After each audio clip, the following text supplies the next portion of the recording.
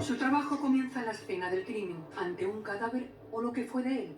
Profesionales sin pipa ni gabardina acostumbrados a trabajar con la muerte, a toparse con imágenes cruentas, en las antípodas de esa fascinación con la que tiñen los homicidios, las series y la buena novela negra. Allí donde habitan los bajos instintos y el horror, investigadores de diferentes ámbitos trabajan en equipo con un mismo fin: hacer justicia. Trabajamos para los jueces. Y en ese equipo está la investigación policial, está la autopsia forense y está todo el laboratorio forense. Desde fuera les vemos atravesar esa cinta que separa la ley del delito. Hoy nos unimos a ellos para conocer cómo resuelven los casos más complejos, esos en los que nada es lo que aparenta ser. Que pueda intentar camuflar, digamos, el homicidio como una muerte natural. Aquellos expedientes sin pistas ni a priori cabos sueltos. Nos encontramos cada vez con más cadáveres con alteraciones producidas para que no sean identificados o para que no se puedan recoger indicios que lleven a responsables. O asuntos en los que el tiempo ha borrado evidencias. El tiempo que pasa es la verdad que huye.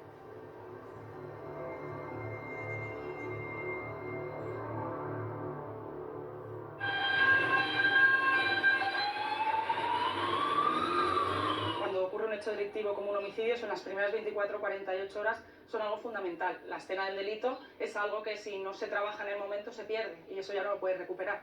Quien nos introduce en el lugar del crimen es Julia. Por sus manos han pasado los principales homicidios de los últimos 4 años en Sevilla.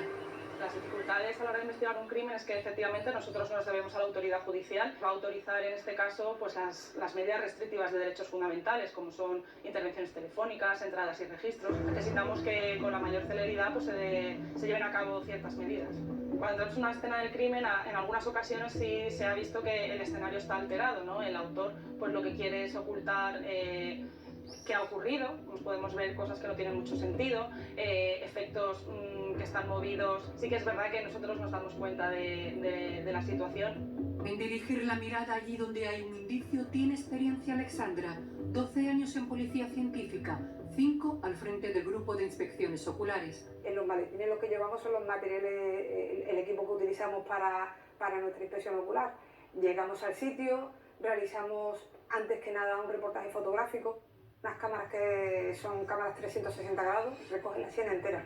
Vamos marcando aquellas cosas, nosotros llamamos vestigios, aquellos vestigios que, como digo, pueden ser relevantes para la investigación. Estoy hablando, por ejemplo, de muestras biológicas, estoy hablando de elementos balísticos en el caso de un tiroteo. Lo último que solemos hacer, tras la recogida de todo ese tipo de vestigios, es la aplicación de reactivos físicos que utilizamos para el revelado de huellas in situ. Lo que conseguimos es ver precisamente esas huellas que a simple vista no son visibles. Tenemos procedimientos que nos permiten hasta cierto punto saber si existe sangre en un sitio donde se ha producido el limpiado de esa zona. Si hablando sin ir más lejos del luminol, por ejemplo, este producto reacciona y da una quimiluminiscencia, o sea, emite luz. Ante cualquier muerte violenta o sospechosa de criminalidad, los médicos forenses intervienen siempre en el levantamiento del cadáver.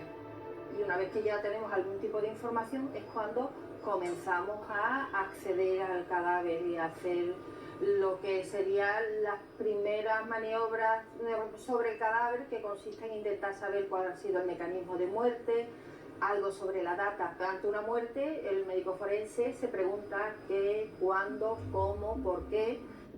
Preguntas a las que intentan responder con más precisión después, en los institutos de medicina legal, en la sala de autopsia.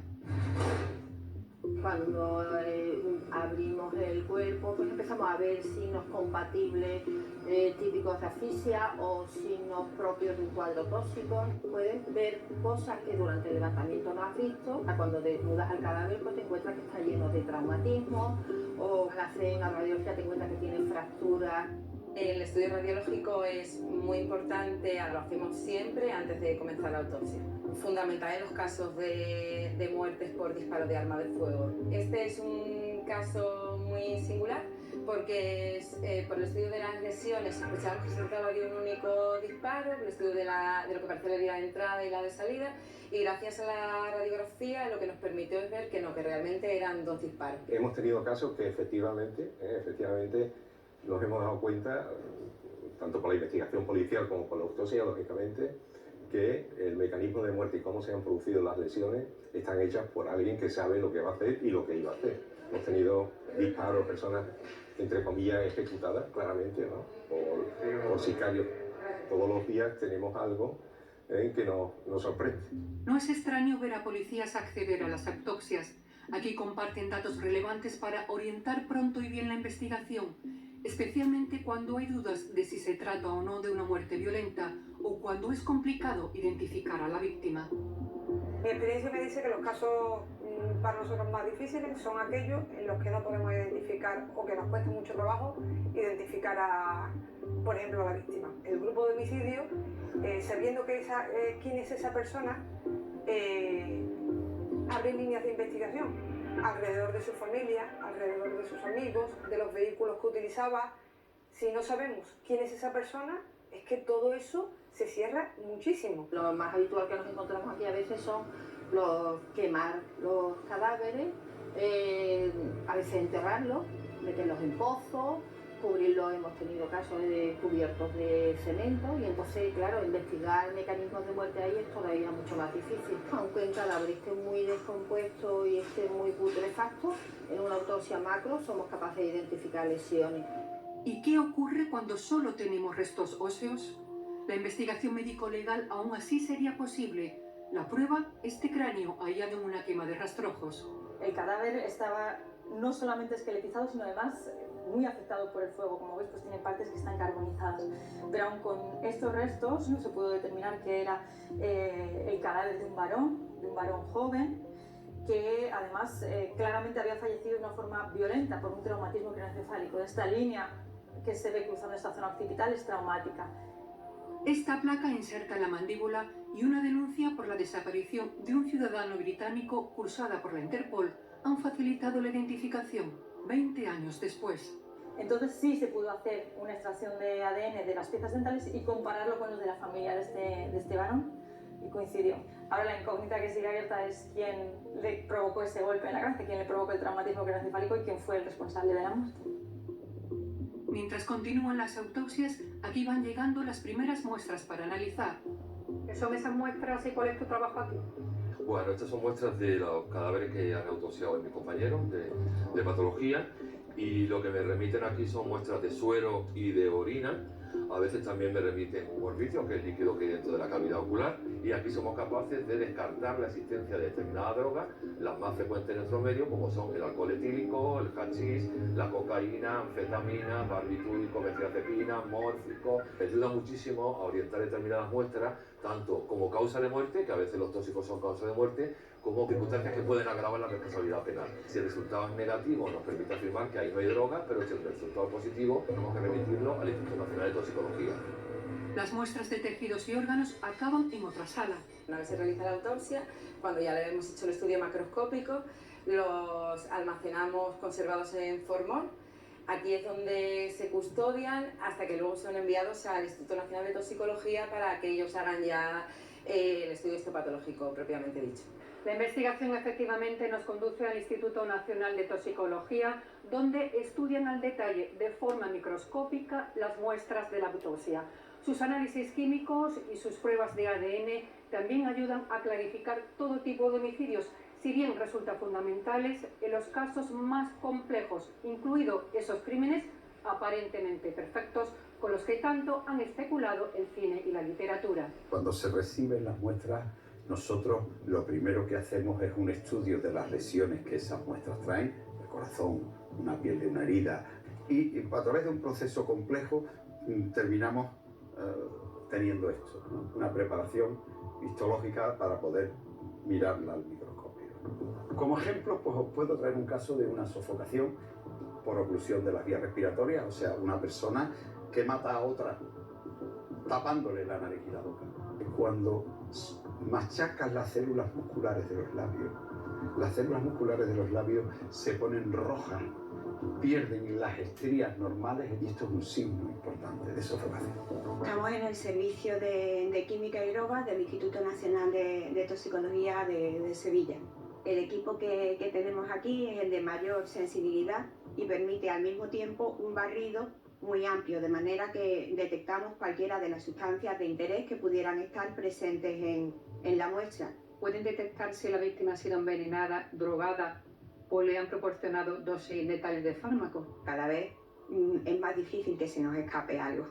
En el caso del pelo, podemos decir que actúa como un almacén de las sustancias que se haya consumido. Tú puedes fraccionar el pelo y estudiar el periodo en el cual tuvieron lugar los hechos y ver si en ese periodo esa persona estuvo expuesta voluntaria o involuntariamente a una sustancia, porque esa sustancia ha quedado ahí retenida. Hay sustancias con una capacidad de matar brutal y que son utilizadas, por ejemplo, como plaguicidas. La muerte es irreversible y desgraciadamente en la mayoría de las casos no se puede hacer nada para evitarla. Pero si hay una prueba estrella para cazar al asesino, es el ADN. El análisis de ADN en la resolución de un homicidio puede aportar cosas interesantes si somos capaces de poder encontrar en ese cadáver restos biológicos del presunto sospechoso. Pero también tiene sus limitaciones. Las pruebas de ADN no tienen sentido si no se comparan con una muestra de referencia. Afortunadamente, hoy, desde hace ya más de 10 años, tenemos en España una ley de base de datos a partir de la cual nos permite introducir los perfiles genéticos que hemos obtenido de esas muestras problemas y poder cotejarlas con posibles sospechosos que se encuentren en esa base de datos. Seremos capaces de poder, a partir del ADN, dibujar un retrato robot de un posible sospechoso. Ya hay técnicas que se están utilizando de epigenética, que lo que hace es que estudia lo que hace el ambiente sobre el genoma, con lo cual podemos encontrar un cadáver donde no hay manera de identificarlo, pero por lo menos con esos estudios podemos saber a qué área geográfica pertenece, podemos conocer su edad, podemos saber qué color de pelo tenía, cuál era su color de iris, qué altura podía tener. Todo eso ayuda muchísimo a la policía a la hora de buscar a un presunto culpable, ¿no? Nuestro trabajo no acaba con la detención del presunto autor, sino con demostrar en juicio que esa es la persona que ha acabado con otra vida y que la condena pues sea proporcional al hecho que ha cometido. Con los testigos pues normalmente hay cierta problemática en el sentido de que son personas que van a tener que ir a declarar, que van a poder sentir miedo a que puedan tener posibles represalias, pues conlleva a decir que no quieren participar en el proceso. Y es que lo que se conoce, lo que se puede demostrar y explicar sin dificultad ante un tribunal son aspectos que no siempre casan. Hay que hacer informes muy completos, siempre con esquemas, con fotografías y explicarlo con total claridad para que los que tienen que tomar la decisión lo tomen con conocimiento pleno de causa. Ante una muerte violenta y una muerte de circunstancias muchas veces de niños maltratados, de mujeres violadas y después asesinadas, pues tienes la satisfacción de que todo ese sufrimiento, al menos tú has esclarecido, has puesto la respuesta sobre la mesa y ha ayudado a la policía y al juez a que esa persona pues, esté en prisión y pague por lo que ha hecho. Siempre hay casos que te joroban, que te siguen dañando. Y si llega un día que no me dañe ningún caso, creo que lo dejaría, pues ya estaría demasiado deshumanizado.